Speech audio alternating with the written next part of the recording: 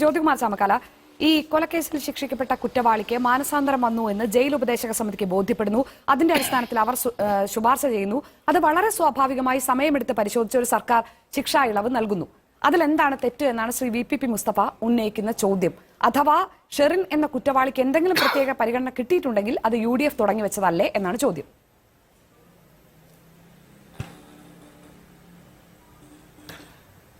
ഷാനി, ഇവിടെ എന്താ പ്രശ്നം? ഇവിടെ ഇപ്പോൾ ഈ കാരണവർ കൊലക്കേസിലെ പ്രതി ഷെറിനെ 14 വർഷം തികഞ്ഞതിൻ്റെ പേരിൽ, ഞാൻ ആവർത്തിക്കുന്നു, 14 വർഷം ജയിൽ ശിക്ഷ അനുഭവിച്ചതിൻ്റെ പേരിൽ അവരെ റെമിഷൻ വിധേയമാക്കുന്നു, അഥവാ അവരെ വിട്ടയക്കുന്നു. അങ്ങനെ വിട്ടയക്കാൻ ക്യാബിനറ്റ് തീരുമാനിക്കുമ്പോൾ ഇവിടെ VPP മുസ്തഫ പറഞ്ഞ രണ്ട് ഭാഗങ്ങൾ തമ്മിൽ പൊരുത്തക്കേടുണ്ട് സഖാവേ. താങ്കൾ പറഞ്ഞത് ഓഗസ്റ്റിൽ തന്നെ ഇത് പരിഗണിച്ച് തുടങ്ങിയെന്നാണ്. ഓഗസ്റ്റിൽ തന്നെ അവരുടെ അപേക്ഷ പരിഗണിക്കുകയും അത് ഈ 7 മാസം കഴിഞ്ഞ് ഇപ്പോൾ അത് ക്യാബിനറ്റിലേക്ക് വന്നു എന്നാണ് താങ്കൾ അവകാശപ്പെട്ടത്. താങ്കൾ തന്നെ പറഞ്ഞത് അവർ 14 വർഷവും 4 മാസവും ജയിലിൽ കിടന്നതുകൊണ്ടാണ് അവർക്കിപ്പോൾ പുറത്തു പോകാൻ കഴിയുന്നതെന്നാണ്. അപ്പോൾ 14 വർഷവും 4 മാസവും ആണെങ്കിൽ എങ്ങനെയാണ് ഓഗസ്റ്റിൽ അപേക്ഷ കൊടുക്കാൻ കഴിയുക 14 വർഷം കഴിഞ്ഞു എന്നതിൻ്റെ പേരിൽ? അപ്പോൾ താങ്കൾ പൊതുസമൂഹത്തെ തെറ്റിദ്ധരിപ്പിക്കുകയാണ്. ഓഗസ്റ്റിൽ അങ്ങനെ അപേക്ഷ കൊടുത്തിട്ടുണ്ടെങ്കിൽ അത് 14 വർഷം തികയാത്തതിൻ്റെ പേരിൽ റിജക്റ്റ് ചെയ്യപ്പെട്ടിട്ടുണ്ട്. ഇപ്പോൾ ഡിസംബറിൽ കൊടുത്തിട്ടുള്ള അപേക്ഷയാണ് പരിഗണിച്ചിട്ടുള്ളത്. ആ അപേക്ഷ പരിഗണിക്കുമ്പോൾ ജയിൽ ഉപദേശക സമിതി പറയുന്നത് ഇവർക്ക് മാനസാന്തരം ഉണ്ടായി എന്നാണ്. ഇതിനു മുമ്പ് നമ്മളൊരു മെഷീനെ കുറിച്ച് കേട്ടിട്ടുള്ളത് അത് പാലക്കാട്ടെ ഒരു തീവ്രത അളക്കുന്ന മെഷീനുമായി ബന്ധപ്പെട്ടാണ്. ഇവിടെ മാനസാന്തരം അളക്കാനുള്ള മെഷീൻ എന്തെങ്കിലും ഈ ജയിൽ ഉപദേശക സമിതിയുടെ കൈവശമുണ്ടോ? എന്ത് മാനദണ്ഡം ഉപയോഗിച്ചിട്ടാണ് അവർക്ക് മാനസാന്തരം സംഭവിച്ചു എന്ന് ഈ സമിതി പറയുന്നത്? നോക്കൂ, ഇവിടെ ഈ സംസ്ഥാനത്ത് എത്ര ആളുകൾ 25 വർഷം കഴിഞ്ഞിട്ടും ജയിലിൽ കഴിയുന്നവരായിട്ടുണ്ട്. അതിൽ എത്ര ആളുകൾ രോഗികളായിട്ടുണ്ട്. അവരെ റിലീസ് ചെയ്യണമെന്ന് ആവശ്യപ്പെട്ടുകൊണ്ട് ജയിൽ ഉപദേശക സമിതി ശുപാർശ നൽകിയ കേസുകൾ എത്രണ്ണം സർക്കാരിന്റെ കൈവശം പെൻഡിംഗ് ഉണ്ട്? നിങ്ങൾക്ക് വിശദമാക്കാമോ? സർക്കാരിന് അതിനെ സംബന്ധിച്ചൊരു ധവളപത്രം പുറപ്പെടുവിക്കാവോ? 25 വർഷം ജയിലിൽ കഴിഞ്ഞതിന് ശേഷവും ആരോഗ്യ പ്രശ്നങ്ങളുടെ പേരിൽ അവരെ റിലീസ് ചെയ്യണമെന്ന് ജയിൽ ഉപദേശക സമിതി റെക്കമെൻഡ് ചെയ്ത കേസുകളിൽ നാളെ ഇതുവരെ തീരുമാനമെടുക്കാത്ത എത്ര കേസുകൾ സർക്കാരിന്റെ കൈവശമുണ്ട് എന്ന് താങ്കൾക്കറിയാമോ? 20 വർഷം കഴിഞ്ഞവരുടെ കാര്യം എടുക്കൂ, എത്ര പേരുണ്ടെന്ന് താങ്കൾക്കറിയാമോ? അവർക്ക് ജീവച്ഛവം പോലെ ജയിലിൽ കഴിയുന്നവർ, എന്നും ഹോസ്പിറ്റലിൽ പോകേണ്ടവർ, നമുക്കൊക്കെ കാണാം പൂജപ്പുര ജയിലിൽ നിന്ന് എല്ലാ ദിവസവും മെഡിക്കൽ കോളേജിലേക്ക് പോകുന്ന വാഹനത്തിലിരിക്കുന്നവരെ സംബന്ധിച്ചൊക്കെ നമുക്കറിയാം. അപ്പോൾ അവരെയൊക്കെ സംബന്ധിച്ച് അവരെ റിലീസ് ചെയ്യണം എന്ന് ഉപദേശക സമിതി യുനാനിമസായി തീരുമാനിച്ചിട്ടും ഇതുവരെ സർക്കാർ നടപടിയെടുത്തിട്ടില്ല. അവിടെയാണ് ഡിസംബർ മാസത്തിൽ കൊടുക്കുന്ന അപേക്ഷ വളരെ പെട്ടെന്ന് ക്യാബിനറ്റിൽ ഉൾപ്പെടെ പോയിക്കൊണ്ട് ഇവരെ റിലീസ് ചെയ്യാൻ തീരുമാനിക്കുന്നത്. എന്തിന്റെ അടിസ്ഥാനം, എന്തായിരുന്നു മാനദണ്ഡം? ഒരു സ്ത്രീ ആയതിന്റെ പേരിൽ മാത്രമാണോ? അല്ല, അവിടെ രാഷ്ട്രീയ ഇടപെടലാണ്. ആ രാഷ്ട്രീയ ഇടപെടൽ നോക്കൂ. നമുക്കിപ്പോൾ അദ്ദേഹം പറഞ്ഞ മറ്റു ചില വാഗ്ദാനങ്ങളുണ്ട്. സൗദി അറേബ്യയിൽ തൂക്കിക്കൊല്ലാൻ വിധിച്ചതിനെ സംബന്ധിച്ച്, അതുപോലെ തന്നെ നിമിഷപ്രിയയുടെ യമനിൽ നടക്കുന്ന കൊലയെ സംബന്ധിച്ച്, നമ്മളെ സംബന്ധിച്ച് ഒരു ട്രയൽ നടന്ന് കീഴ്ക്കോടതി ശിക്ഷിച്ച് അതിന് അപ്പീൽ പോയി മേൽക്കോടതികളെല്ലാം ആ ശിക്ഷ ശരിവെച്ച് കഴിയുമ്പോൾ ഇവിടെ നമുക്ക് ആകെപ്പാടെ തർക്കം വരുന്നത് കൊലക്കയർ നൽകുന്നതിന്റെ കാര്യത്തിൽ മാത്രമേ നമുക്ക് പലപ്പോഴും തർക്കം വരാറുള്ളൂ. ഇപ്പൊ ഏറ്റവും അവസാനം നമ്മൾ പറഞ്ഞല്ലോ, ഗ്രീഷ്മയുടെ കേസിൽ പോലും കൊലപാതകവുമായി കൊലക്കുറ്റം അഥവാ തൂക്കിക്കൊല്ലാൻ വിധിക്കുമ്പോൾ മാത്രമാണ് നമ്മളുടെ പൊതുസമൂഹത്തിൽ ഇത്തരത്തിലൊരു ഡിസ്പ്യൂട്ട് ഉണ്ടാകാറുള്ളത്, ചർച്ച നടക്കുന്നത്. അതിപ്പോൾ പല വിദേശ രാജ്യങ്ങളിലും തൂക്കിക്കൊല്ലാൻ കഴിയുന്ന രാജ്യങ്ങളുണ്ട്, തൂക്കിക്കൊല്ലാത്ത രാജ്യങ്ങളുണ്ട്, ഒക്കെ ഉണ്ട്. പക്ഷേ ഇംപ്രിസൺമെന്റിനെ സംബന്ധിച്ച് ഈ പറയുന്ന രീതിയിലുള്ള എന്താ പറയുന്നത്, ജീവപര്യന്ത തടവിനെ സംബന്ധിച്ച് ആർക്കും ഒരു തർക്കവുമില്ല. ജീവാവസാനം വരെ ജയിൽ കിടക്കേണ്ട കുറ്റങ്ങൾ ചെയ്തിട്ടുള്ള ആളുകളുണ്ട്, ആർക്കും ഒരു തർക്കവുമില്ല. അപ്പോൾ അതൊന്നും കൂട്ടിക്കുഴയ്ക്കേണ്ടതില്ല. ഇവിടെ ഇവരെ റിലീസ് ചെയ്യാൻ എന്തായിരുന്നു ഈ അടിസ്ഥാനപരമായി ഷെറിനെ സംബന്ധിച്ച് സർക്കാരിന് ഫേവറബിൾ ആയിട്ടുള്ള കണ്ടീഷൻസ്? അവിടെയാണ് പ്രശ്നം. നോക്കൂ, അവരുടെ VP മുസ്തഫ കാടടച്ച് വെടിവെക്കാണ്. UDFന്റെ കാലത്ത് പരോൾ കൊടുത്തിട്ടില്ലേ? കൊടുത്തിട്ടുണ്ട്, കൊടുക്കേണ്ടി വരുന്നത് എപ്പോഴാണ്?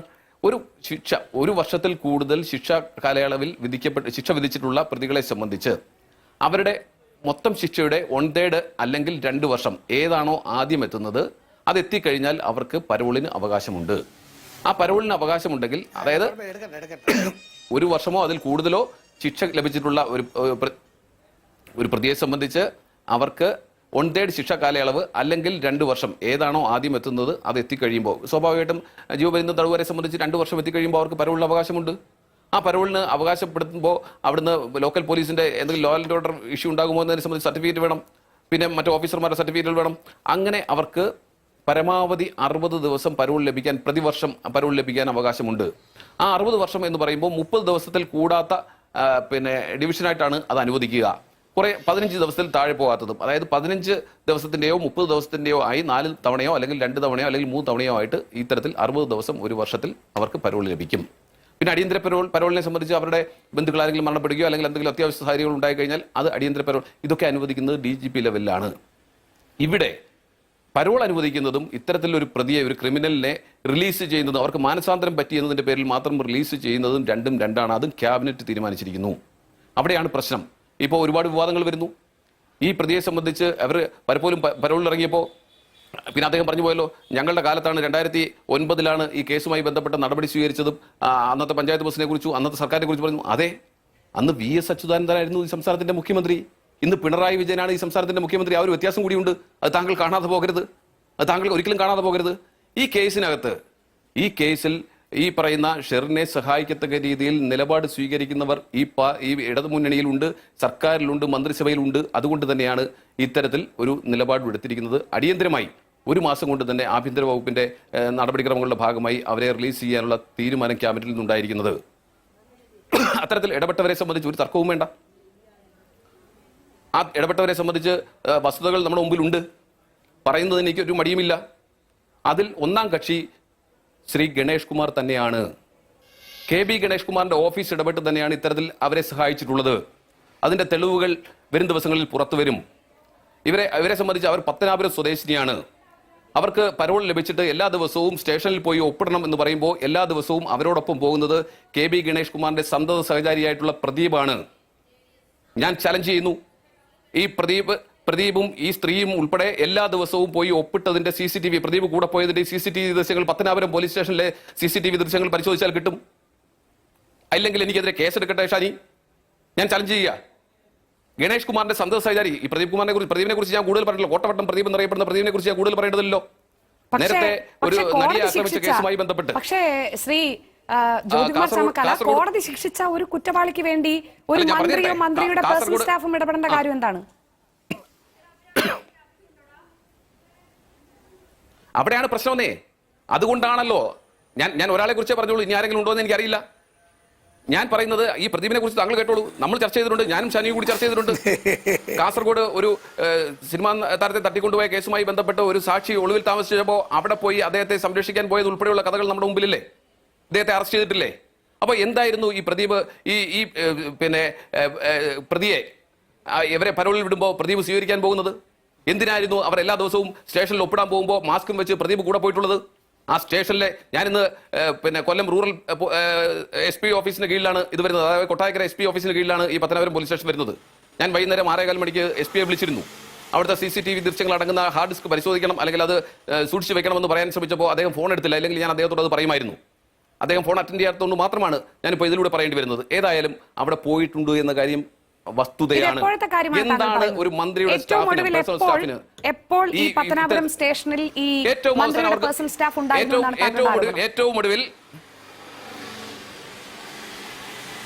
ഏറ്റവും ഒടുവിൽ അവർക്ക് പരോള് ലഭിച്ച് അവരെല്ലാ ദിവസവും സ്റ്റേഷനിൽ ഒപ്പിടേണ്ടി വരുന്ന സാഹചര്യത്തിൽ എല്ലാ ദിവസവും അവരെ കൊണ്ടുവന്നിട്ട് ഒരാളോട് പോലും സംസാരിക്കാതെ നേരെ കൊണ്ടുപോയി റൈറ്ററുടെ അടുത്ത് കൊണ്ടുപോയി ഒപ്പിടിച്ചിട്ട് തിരിച്ചു കൊണ്ടുപോകുന്നത് ഈ പ്രദീപായിരുന്നു, കോട്ടാത്തല പ്രദീപായിരുന്നു.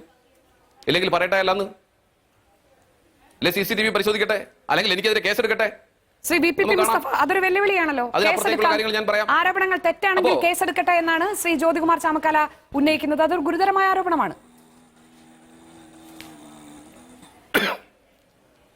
അല്ല, ചില സമയത്ത് നമ്മുടെ ചർച്ചകൾ എന്തുമാത്രം നിലവാരം വിട്ടു പോകുന്നു എന്നുള്ളതാണ്. ഇപ്പോ ശ്രീ ഗണേഷ് കുമാറോ അദ്ദേഹത്തിന്റെ പ്രതിനിധികളോ ഈ ചർച്ചയിലില്ല. നേരത്തെ നടന്ന സംഗതിയല്ലല്ലോ. അല്ലെങ്കിൽ ഈ പറഞ്ഞ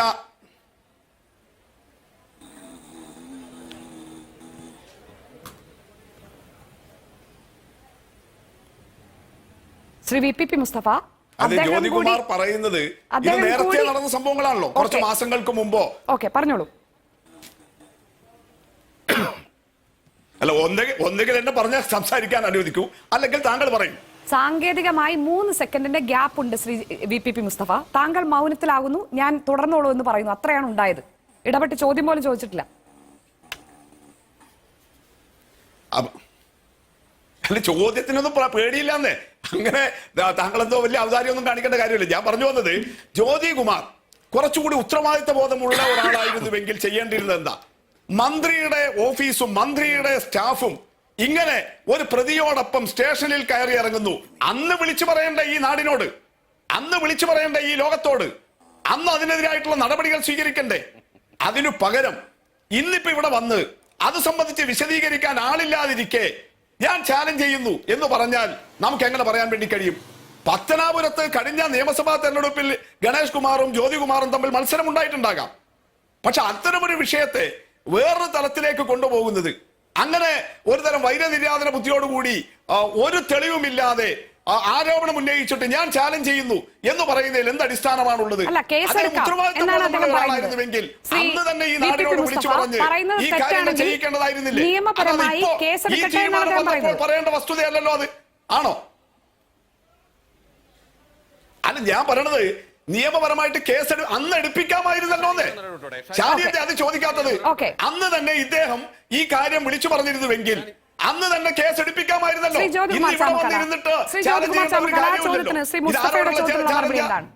ഇത് പഴയ സിനിമകളിലെ ഈ വില്ലൻ കഥാപാത്രങ്ങളുടെ കോമഡി ചാലഞ്ച് പോലെയല്ലേ ഈ ചാലഞ്ച് വരുന്നത്?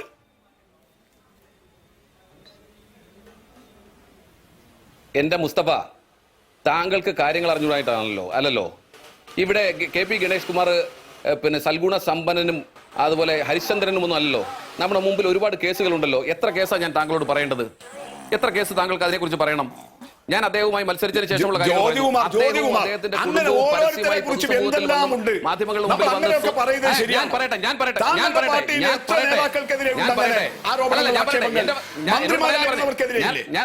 പറയുന്നത് ശരിയാണോ? ഞാനൊന്ന് പറയട്ടെ. മുസ്തഫ, നമ്മൾ ഇവിടെ ചർച്ച ചെയ്യുന്നത് ഷെറിൻ എന്ന് പറയുന്ന കൊലയാളിയെ പിന്നെ 14 വർഷം കഴിഞ്ഞതിന്റെ പേരിൽ വിടുതൽ ചെയ്യുന്നതിന്റെ പിന്നിൽ പ്രവർത്തിച്ചവരെ കുറിച്ചാണ്, അല്ലെ? അത്തരത്തിൽ വന്നപ്പോ പൊതുസമൂഹത്തിൽ ചർച്ച നടക്കുന്നു, ഏതോ മന്ത്രി അതിന്റെ പിന്നിൽ പ്രവർത്തിച്ചിട്ടുണ്ടെന്ന്. ഞാൻ ആധികാരികമായി പറയുന്നു, അതിന്റെ പിന്നിൽ പ്രവർത്തിച്ചിട്ടുള്ളത് ശ്രീ കെ പി ഗണേഷ് കുമാറിന്റെ ഓഫീസാണെന്ന് ഞാൻ ആധികാരികമായി പറയുന്നു.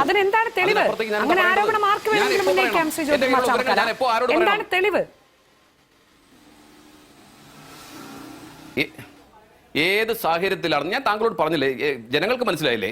പത്തനാപുരം പോലീസ് സ്റ്റേഷനിൽ ഈ പ്രതിയോടൊപ്പം ഈ ഗണേഷ് കുമാറിന്റെ സന്തത സഹചാരിയായ പ്രദീപ് എല്ലാ ദിവസവും അവർ പരോൾ പ്രകാരം പോയി ഒപ്പിടേണ്ട ദിവസങ്ങളിൽ എല്ലാ ദിവസവും കൂടെ പോയിട്ടുണ്ട്. ഇല്ലെങ്കിൽ പറയട്ടെ, എന്താ അവകാശം, എന്താ അധികാരത്തിന്റെ പുറത്ത്? എന്താണ് അവർ തമ്മിലുള്ള ബന്ധം? എന്തിനാണ് പോയിട്ടുള്ളത്? എല്ലാ ദിവസവും പോകുന്നു, മറ്റാരുമായി സംസാരിക്കാതെ നേരെ കൊണ്ടുപോയി ഒപ്പിടിക്കുന്നു, തിരിച്ചു കൊണ്ടുവരുന്നു. എന്തായിരുന്നു ഈ പ്രദീപിന്റെ പിന്നെ ആ വിഷയവുമായി ബന്ധപ്പെട്ട ബന്ധം പറയണ്ടേ? മന്ത്രിയുടെ സന്തത സഹചാരിയല്ലേ? എത്രയോ കേസുകളിൽ നമ്മൾ ചർച്ച ചെയ്യപ്പെട്ടുള്ള ഒരു വ്യക്തിയല്ലേ? നമുക്കറിയാവുന്ന വ്യക്തിയല്ലേ? എന്തായിരുന്നു ബന്ധം? പറയട്ടെ. തെളിവ് പോരെ? പോലീസ് സ്റ്റേഷനിൽ പോയിട്ടുണ്ട്, പോലീസ് അന്വേഷിക്കട്ടെ. പോലീസ് സ്റ്റേഷനിൽ പോയി ഒപ്പിട്ടിട്ടുണ്ട് എന്ന് പറയുന്നത് താങ്കൾ തെളിയിക്കും, അല്ലെങ്കിൽ താങ്കൾ നിയമപരമായി അതിൽ ഉറച്ചു നിൽക്കുന്നു എന്ന് പറഞ്ഞാൽ പോലും ഈ ശിക്ഷാ ഇളവിന് പിന്നിൽ ഗണേഷ് കുമാർ ആണെന്ന് എങ്ങനെ ആരോപിക്കും? വരട്ടെ, ഒരു ദിവസം കൊണ്ടൊന്നും പിന്നെ ഇത് അവസാനിക്കാൻ പോകുന്നില്ലല്ലോ. വരട്ടെ. ഇങ്ങനെ ഇടപെട്ടിട്ടുണ്ടോ? എന്തിനിടപെട്ടു? എന്തായിരുന്നു ഗണേഷ് കുമാറിന്റെ ഓഫീസും ഇതുമായിട്ടുള്ള ബന്ധം? വരട്ടെ, വരും ദിവസങ്ങളിൽ ബോധ്യപ്പെടുന്നേ. ഞാൻ ഈ പറഞ്ഞ കാര്യങ്ങളെ സംബന്ധിച്ച് എന്തെങ്കിലും തർക്കമുണ്ടെങ്കിൽ ഞാൻ ചലഞ്ച് ചെയ്യുന്നു, സർക്കാരിന് കേസെടുക്കാം, എനിക്കെതിരെ കേസെടുക്കാം. ഇല്ലെങ്കിൽ ഗണേഷ് കുമാർ, ഇനി മുസ്തഫ ചോദിക്കുന്നു, മുസ്തഫ ഞാൻ പല കാര്യങ്ങളും ഗണേഷ് കുമാറിനെ കുറിച്ച് അപ്പോ പറഞ്ഞിട്ടുണ്ട്. അദ്ദേഹത്തിന്റെ നിയമമണ്ഡലത്തിലെ സമ്പന്നന്മാരുടെ അളിയനാണെന്ന് അദ്ദേഹം, ആ സമ്പന്നൻ മരിക്കുമ്പോൾ അദ്ദേഹത്തിന്റെ പിന്നെ സഞ്ചയന കാർഡിൽ അടിച്ചിട്ടുണ്ട്. ഈ ഗണേഷ് കുമാറിന്റെ ഭാര്യ മരിച്ച ആളുടെ സഹോദരിയാണെന്ന് പറഞ്ഞിട്ടുണ്ട്. ഗണേഷ് കുമാർ അളിയനാണെന്ന് പരസ്യമായി പറഞ്ഞിട്ടുണ്ട്. എന്നാൽ ആ നാട്ടിൽ അങ്ങനെ ഒരു ബന്ധത്തെ കുറിച്ച് ആർക്കും അറിയില്ല. ഇതൊക്കെ ഞാൻ പരസ്യമായി പറഞ്ഞിട്ടുള്ള ആളല്ല. എനിക്ക് പറയുന്നതിന് മടി ഉണ്ടായിട്ടില്ല. അപ്പോഴൊക്കെ മന്ത്രി മൗനം പാലിച്ചിട്ടേ ഉള്ളൂ. വീണ്ടും ഞാൻ പറയുന്നു, ഈ കേസിൽ അദ്ദേഹം ഇടപെട്ടിട്ടുണ്ട്, അദ്ദേഹത്തിന്റെ ഓഫീസ് ഇടപെട്ടിട്ടുണ്ട്, അദ്ദേഹത്തിന്റെ സന്തത സഹചാരിയായ പ്രദീപ് എല്ലാ കാര്യത്തിലും കൂടെ നിന്നിട്ടുണ്ട്. നിഷേധിക്കട്ടെ, എന്തായിരുന്നു ബന്ധമെന്ന് പറയട്ടെ.